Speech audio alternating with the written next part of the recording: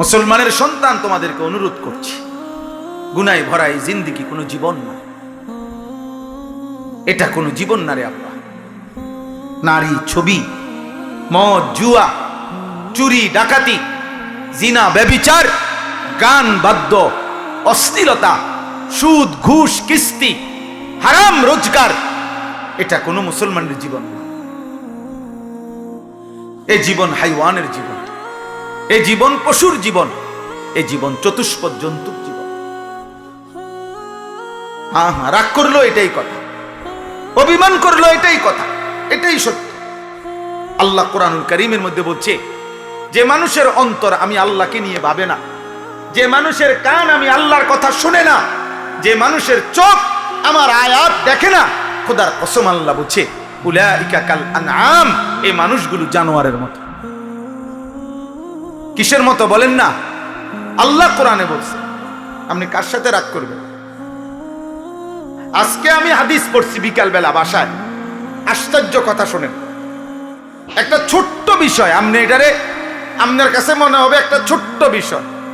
নামাজি ব্যক্তির সামনে যে সূত্রা দেয়, এটা বুঝেননি আপনারা? মানে নামাজি ব্যক্তির সামনে দিয়ে যাতে কেউ না যায়, কথা বুঝছেন কিনা? এই সামনে একটা ছোট কাঠি কিছু একটা দেয় না মানুষ, এই সূত্রা, এই যে এটা কয় সূত্রা কয় আরবিতে, মানে নামাজি ব্যক্তির সামনে কমপক্ষে সেজদার জায়গাটুকু পার করে একটা কিছু থাকা, যাতে করে এই নামাজির এই সামনে কোনো মুসলমান যাতে কি না যায়। তো নবীজি বলছেন, যদি কোনো ব্যক্তি জানতো যে নামাজি ব্যক্তির সামনে দিয়ে অতিক্রম করা কি পরিমাণ গুনাহ, যদি এটা বুঝতো, তাইলে প্রয়োজনে 40 বছর টানা দাঁড়ায় থাকত। এক হাদিস। আরেক হাদিসে আবু হুরায়রার হাদিস হলো যে নবীজি বলছেন, তাহলে সে প্রয়োজনে মিআতু আমিন, 100 বছর হইল দাঁড়াইয়া থাকতো, তবু অতিক্রম করত না। এটা হলো একটা কথা। হাদিসের দ্বিতীয় অংশ আরো মারাত্মক। এই সামান্য এই বিষয়টা যে নামাজি ব্যক্তির সামনে দিয়ে যেন অতিক্রম না করে, নবীজি বলেন, তোমাদের নামাজের সামনে যদি কেউ অতিক্রম করতে চায়, তোমরা তাকে হাত দিয়ে প্রয়োজনে বাধা দাও। যদি বাধা না মানে, তাহলে তুমি তোমার শক্তি প্রয়োগ করো, মানে হাত জোর করে ধরে রাখো, যেন কোনোভাবে তোমার হাত ধাক্কাইয়া সে যাইতে না পারে। নবীজি বলেন এরপরে শব্দ, ফাইন্নামা হুয়া শাইতানুন, শাইতানুন, খোদার কসম নবী বলে, এর সামনে দিয়ে যে লোকটা চলে যাইতেছে নিশ্চয়ই সে শয়তান। কারে বলছে? এ মানুষ এটারে বলছে এটা শয়তান। কত ছোট্ট বিষয়, বিষয়টা সামান্য কিনা, কিন্তু নবীজি বলছে এটা শয়তান। নামাজি ব্যক্তির সামনে দিয়ে গেল কেন? তাইলে যে রাসূল সাল্লাল্লাহু আলাইহি সাল্লাম নামাজি ব্যক্তির সামনে অতিক্রমকারী ব্যক্তিটাকে আর কোনো পাপ নাই, শুধু বেড়াইন দিয়ে গেছে, আর এই কথা বুঝেন নাই? কি চুরি করছে এনে, এরে নবীজি বলছে এটা শয়তান। এখন বাকি নাফরমান যারা নাফরমানি করছে, তাদের পরিচয় কি?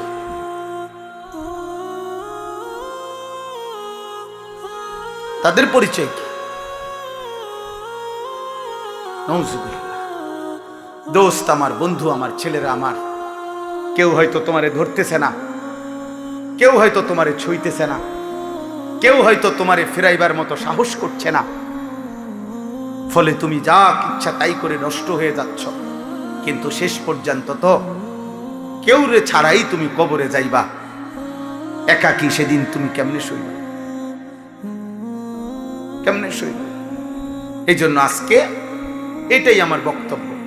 আমি কোরআনুল কারীমের যে আয়াতটা পড়ছি, সূরা আলে ইমরানের 4 নম্বর পারা 3 নম্বর সূরা 102 নম্বর আয়াত, আল্লাহ তাআলা বলছেন, হে ঈমানদারগণ, ইত্তাকুল্লাহা হাক্কা তুকাতিহ, তোমার সবটুকু সাধ্য দিয়ে, তোমার সবটুকু সামর্থ্য দিয়ে ঈমানদার মুমিন আল্লাহকে ভয় করো, তাকওয়া অবলম্বন করো, গুনাহ থেকে বাঁচো, গুনাহ থেকে বাঁচো। থেকে বাঁচো, গুনাহ থেকে বাঁচো, সবটুকু সামর্থ্য দিও। তুমি যুদ্ধ করো, তুমি প্রাণপণ লড়াই করো, তুমি সর্বোচ্চ হিম্মত করো যে আল্লাহ আমি বেঁচে থাকতে জেনে বুঝে আমি আপনার নাফরমানি করব। আল্লাহ বলছে বান্দা এটা তোমার কাছে আমার চাওয়া, কারণ তুমি মুমিন। ইয়া আইয়ুহাল্লাযীনা আমানু, তুমি মুসলমান। তুমি হিন্দু হইলে আমি বলতাম না, তুমি ইহুদির বাচ্চা হইলে তোমার আমি বলতাম না, তুমি খ্রিস্টান হইলে আমি বলতাম না, তুমি বৌদ্ধ হইলে আমি বলতাম না, তুমি যদি বলতা তুমি মুরতাদ, নাস্তিক, বেঈমান, আল্লাহ বলে তাইলে আমি তোমারে বলতাম না, কিন্তু তুমি বলছো তুমি মুসলমান, এই জন্য তোমাকে বলছি। এখন আমরা যারা এখানে দাঁড়াইয়া বসে আছি, আমরা নিজেকে মুসলমান বলি তো? কথা বলে না? ছেলেরা বলো না তোমরা মুসলমান? সবাই বলো তো। তোমাদেরকে আল্লাহ বলছে ইত্তাকুল্লাহ হাক্কা তুকাতি, আল্লাহকে ভয় করো। আল্লাহকে ভয় করা মানেই হলো গুনাহ ছেড়ে দাও। আল্লাহকে ভয় করার প্রথম তর্জমা গুনাহ বর্জন। এই জন্যই তো বলছে আল্লাহ কোরআনুল কারীমের মধ্যে আছে, আল্লাহ তাআলা বলেন ওয়ালাউ আলিমাল্লাহু ফীহিম খায়রান লাসমাআহুম, আমার বান্দার মধ্যে যদি আমি ভালাই দেখতাম, কল্যাণ দেখতাম। এই ছেলে, এই সরেন তো, সরেন, যাও বেটা। আচ্ছা ফাজলাম।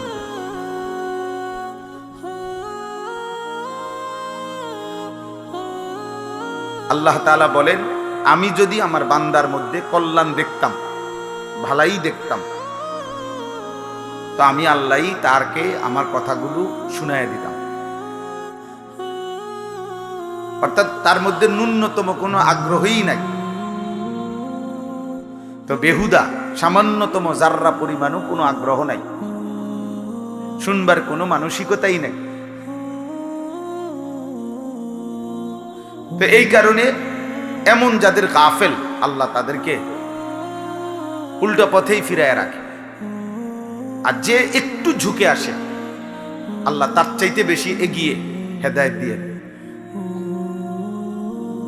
ওমর রাদিয়াল্লাহু তাআলা আনহু মাঝখান দিয়ে শুধু একটা কাজ করছে। প্রথম থেকে উনার আচরণটা ছিল উগ্র।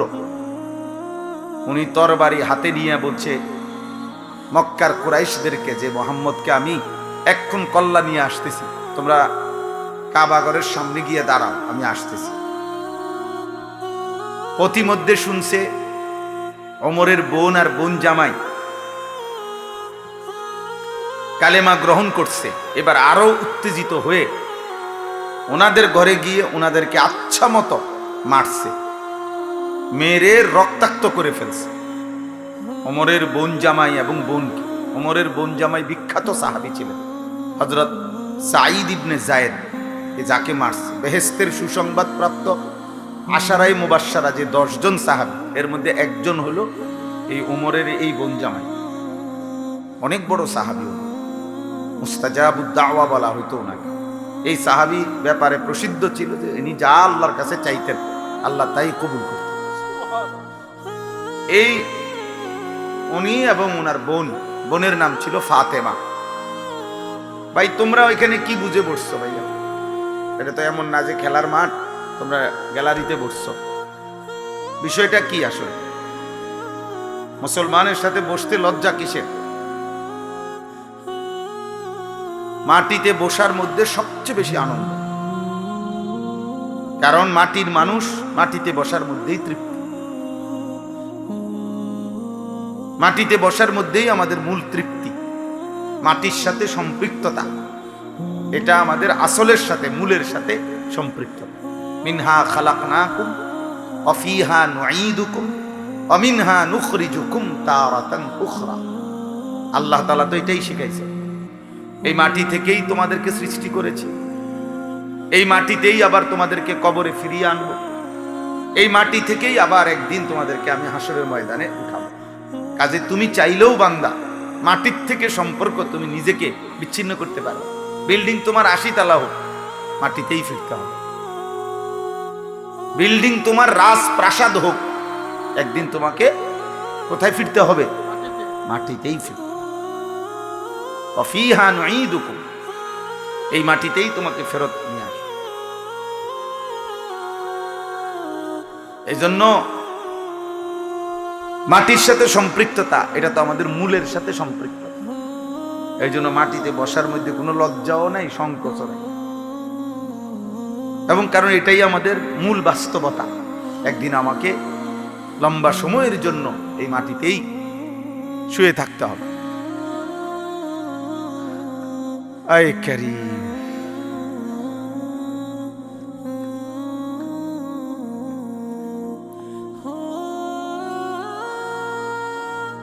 উঠাউঠি করো না, উঠাউঠি করো না, বসো, জেনারেটর দিবে।